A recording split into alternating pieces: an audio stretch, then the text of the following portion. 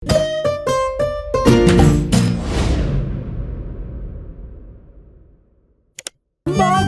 in Pika, dobra sta prijatelja. Mavrica. Na deževen poletni dan sta pikapolonica Pika in polž Bobby slabe volje sedela pod velikim listom. Nenadoma je sonce posijalo skozi oblake, a poletni naliv ni prenehal. Kmalu se je na nebu pojavila čudovita Mavrica. Čudovito je, sta vzkliknila. Bobby se je odločil, da bo splezal na Mavrico ter se zadrsal navzdol po drugi strani. Njegov prvi poskus se ni končal uspešno. Mislim, da moram poskusiti na drugi strani, je rekel Bobby. Bobby, verjemi mi, ne moreš plezati po Mavrici, je rekla Pika navdušenemu polžu. In nato si je Bobby izmislil nov načrt. Uporabil bom lestev. O, Bobby, to se mi res ne zdi dobra zamisel, je rekla Pika zaskrbljeno. Pika je imela prav. Bobby je postal jezen. Pika ga je začela milo rotiti. Pridi, igrajva se kaj drugega. Bobby se še vedno ni predal. Glej, Pika, prepričan sem, da bom lahko skočil na vrh od tukaj. A tudi ta načrt se je izjalovil. Pika je stekla k Bobbyju. Ali si v redu? Ga je vprašala. V redu sem, se je kujal Bobby. Bobby je postal zelo žalosten in Pika je poskusila vse, da bi ga razvedrila. Tukaj je šopek rož zate, je rekla prijazno. Vendar se Bobbyja ni dalo potolažiti. Medtem je dež prenehal in Mavrica je izginila. Vračala sta se proti domu z roko v roki. Pika je še poskušala potolažiti majhnega polža. Nasmehni se, Bobby, pojutrišnjem je tvoj rojstni dan. Prepričana sem, da boš dobil čudovita darila. Pika se je spomnila nečesa odličnega, ko je prišla domov. Za Bobbyja bom naredila mavrični tobogan, si je rekla. In tako se bodo lahko njegove sanje uresničile, saj se bo lahko zadrsal po Mavrici. Trod Baltazar in metuljčica Rozi sta ji pomagala. Tobogan so pobarvali z barvami Mavrice. Zavili so ga v rumen papir in nanj prilepili modro pentljo.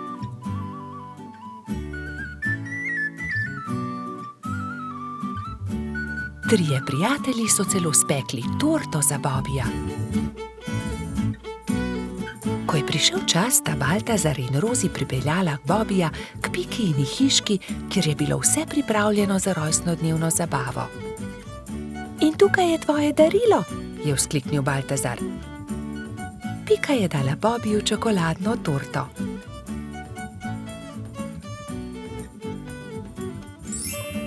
Resnična Mavrica. Mavrični tobogan, ali lahko preizkusim tobogan? Seveda lahko, je odgovorila Pika. Bobbyju je bil mavrični tobogan zelo všeč. Spet in spet se je spuščal po njem. Rozi in Baltazar sta bila tako vesela, da sta začela poplesovati naokoli. Veš, Pika, je končno rekel Bobby, to je res lepo darilo, hvala ti. Veliko prijateljev je prišlo pozneje na Bobbyjevo rojstnodnevno zabavo. Prišli so kobilica Skokica, koloradski hrošč Edi, kačja pastirka Zefira in celo hrošč Rogač Gašper je prišel.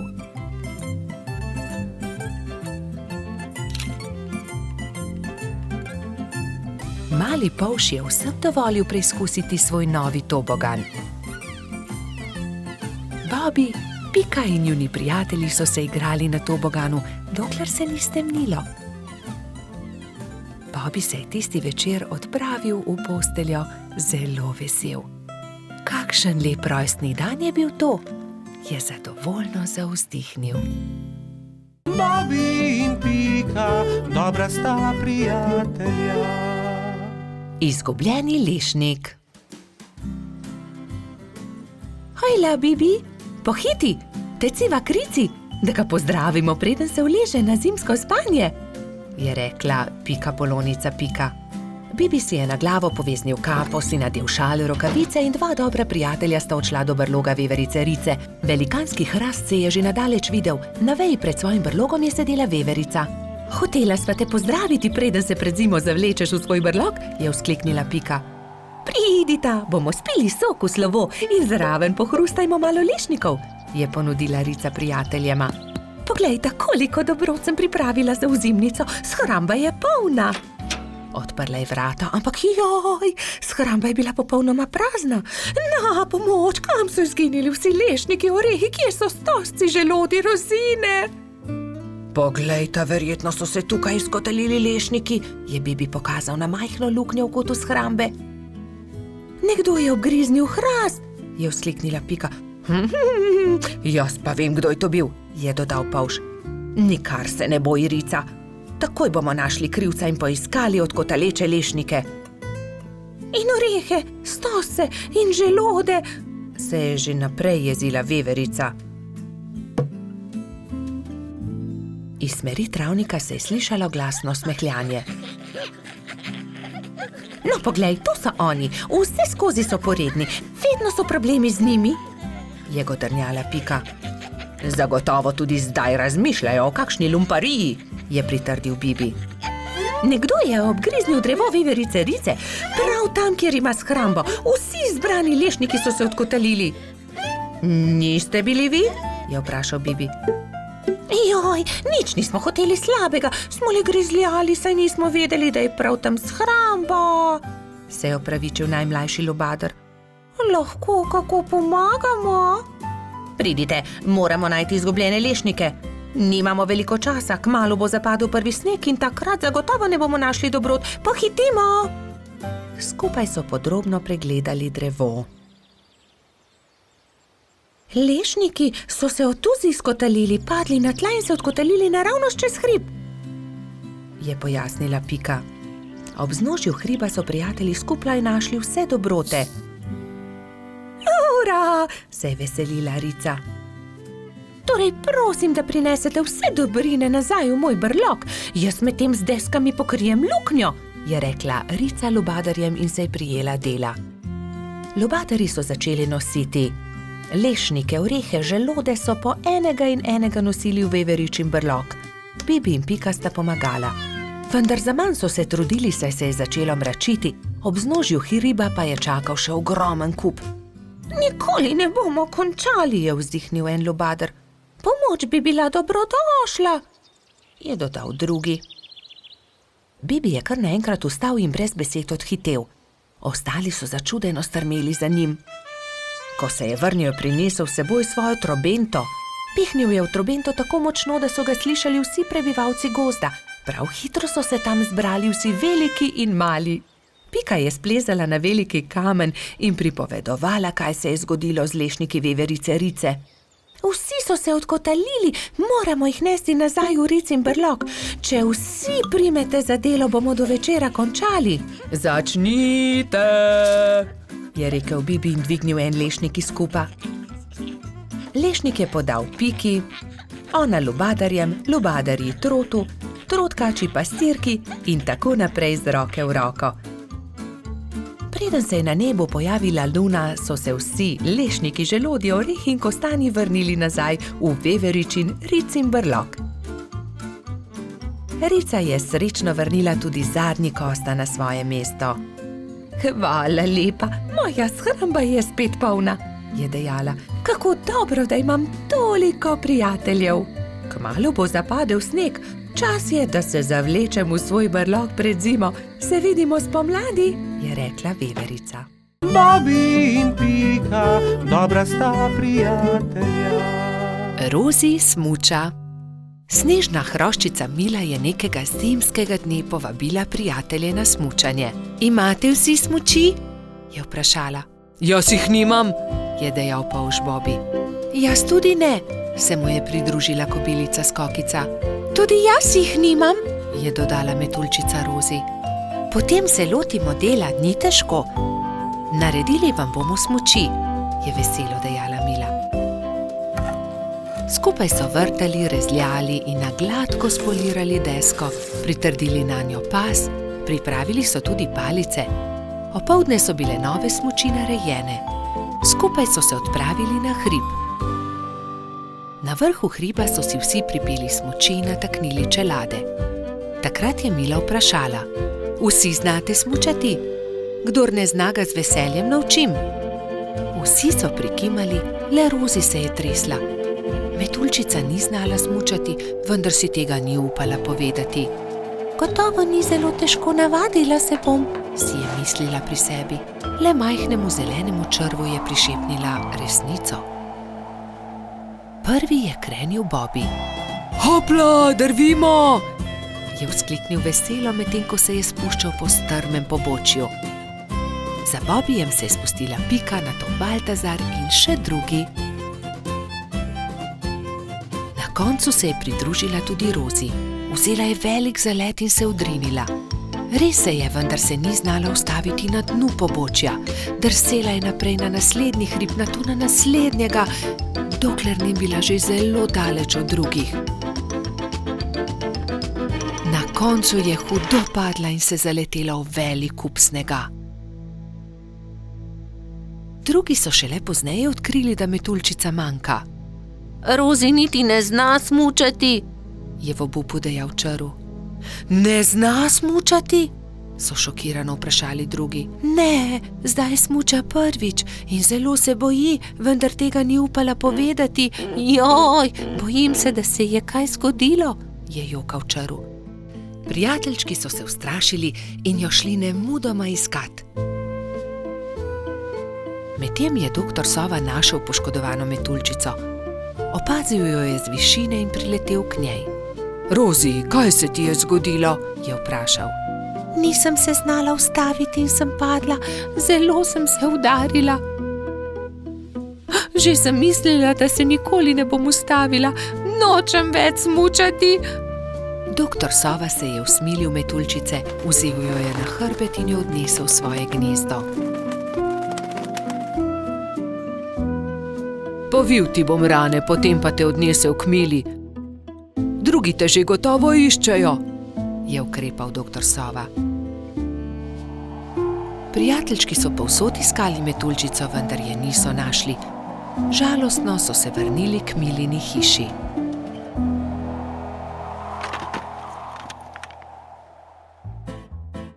Rozi jih je že čakala tam. Veselje je bilo veliko. "Hura, no Rozi, si dobro. Povej, kaj se ti je zgodilo?" je vprašala Pika. Rozi je povedala celotno zgodbo. "Torej ne zna smučati?" se je čudila Mila. "Naučila te bom. Ko se nauči zavijati in zavirati, se bo znala spustiti z vsakega hriba."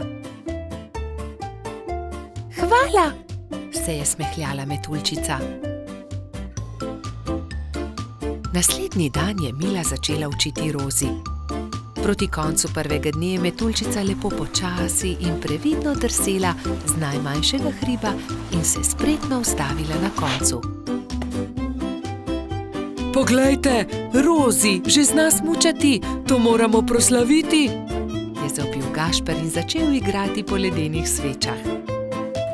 Drugi pa so plesali, peli in se veselo vrteli okoli metuljčice. Bobby in Pika, dobra sta prijatelja. Vrtec. Na jesensko jutro je Pika potrkala na Bobbyjeva vrata. "Pohiti, Bobby, pozna bova!" Bobby se je hitro pripravil in skupaj sta z roko v roki odšla proti vrtcu. Veliko malih otrok je bilo zbranih na dvorišču. Drug drugega so toplo pozdravili. Tam so bili Trod Baltazar, metuljčica Rozi, rogač Gašper, koloradski hrošč Edi, kačja pastirka Zefira, čriček Alfred, kobilica Skokica in majski hrošček Mehurček. Gospa Čmrlka je potrpežljivo pripeljala vse otroke v učilnice.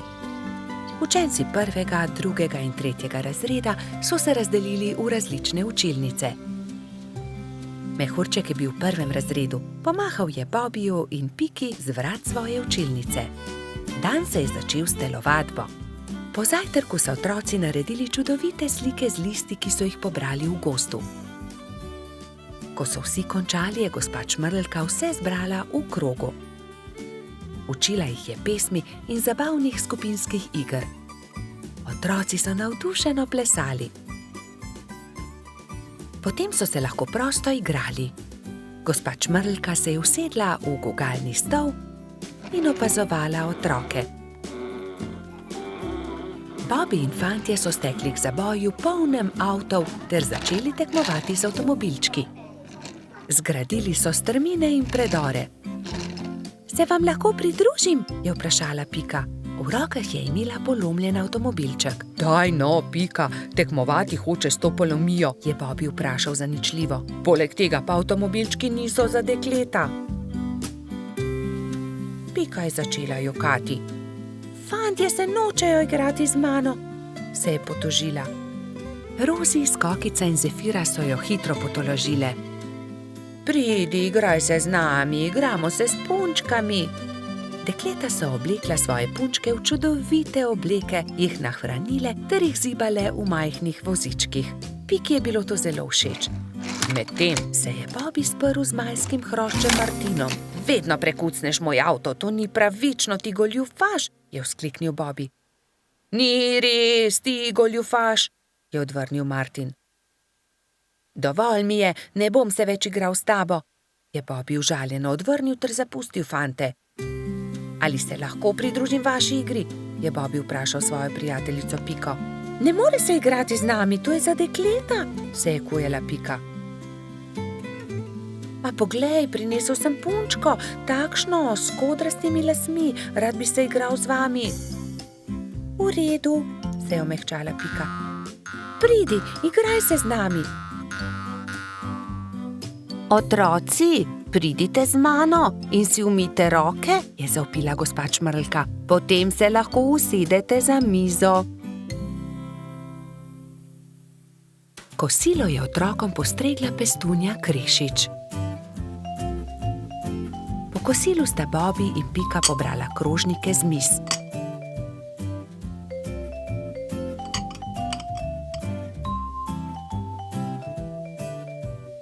Vsi so se odpravili k počitku in gospa Čmrlka jim je prebrala zgodbico. Otroci so tiho poslušali in nekateri so med zgodbico tudi zaspali. Ko so se zbudili, so imeli popoldansko malico, nato pa so se odpravili na ogromno dvorišče. Bilo je veliko toboganov, plezalnic in gugalnic. V sredini je stal majhen lesen vlakec. Bobby in Martin sta se hitro pobotala in se dolgo gugala skupaj. Pika je pomagala mehurčku splezati na tobogan. Tudi ujela ga je, ko se je spustil dol. Mehurčku je bilo to zelo všeč. V vrtcu je čas hitro minil. Otroci so mahali drug drugemu še dolgo časa. Neučakano so čakali naslednji dan, da se bodo spet srečali. Bobby in Pika, dobra sta prijatelja. Mali kanarčki. Nekega lepega dne si je kanarček Klemen našel partnerko. Alenka je živela na hrastovem drevesu nedaleč od Pikine hiše. Klemen in njegova partnerka sta si naredila gnezdo na najlepši veji hrasta. Bibi in Pika pa sta od spodaj opazovala ptici, kako gradita gnezdo. Poglej, Alenka že več dni ni vstala, samo sedi v gnezdu. Je mogoče bolna? Je skrbelo Polška. Kje pa, Bibi? Zagotovo bo valila jajca, imeli bodo mladičke, se je navduševala Pika. Jajca? Mladički? Je bil zmeden Polš. No, seveda, greje jih in iz jajce bodo kmalu zvalili mladički, je dejala Pikapolonica. Alenka je kmalu vstala in ko se je obrnila v gnezdu, je Bibi zagledal 3 mala bela jajca.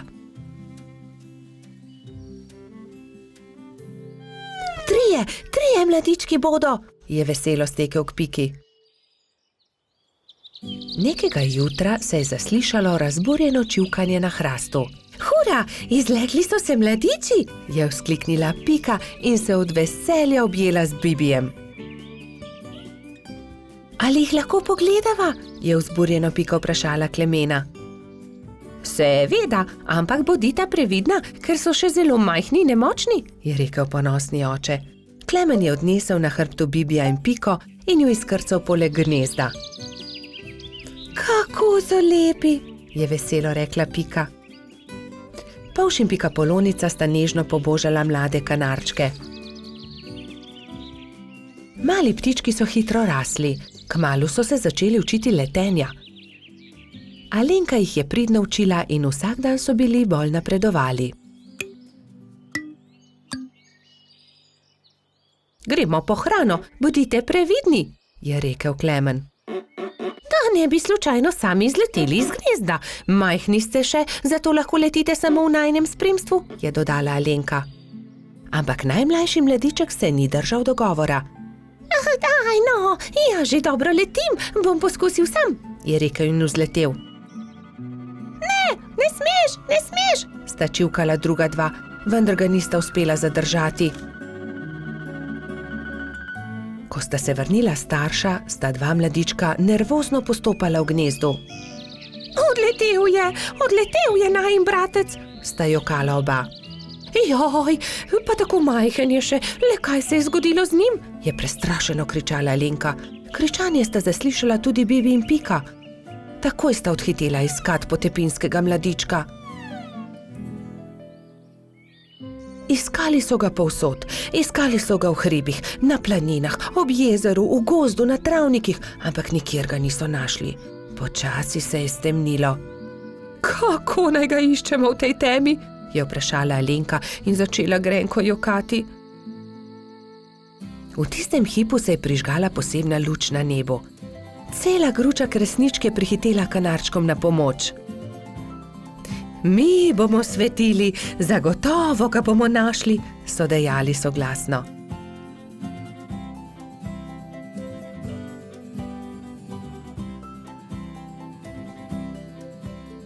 Tam je, v grmovju, je zakričal nenadoma Bibi in vsi so stekli tja. Mali kanarček je utrujen in prezebel dremal sredi grmovja. Alenka ga je dvignila v svoje krilo in ga veselo objela. Pa smo te našli. Od zdaj naprej vedno bodi priden, je rekel Klemen. Alenka je odletela proti nebu, kresničke pa so svetleče se zaplesale okoli njih. Tako lepo je bilo videti, kot da bi vile plesale na nebu.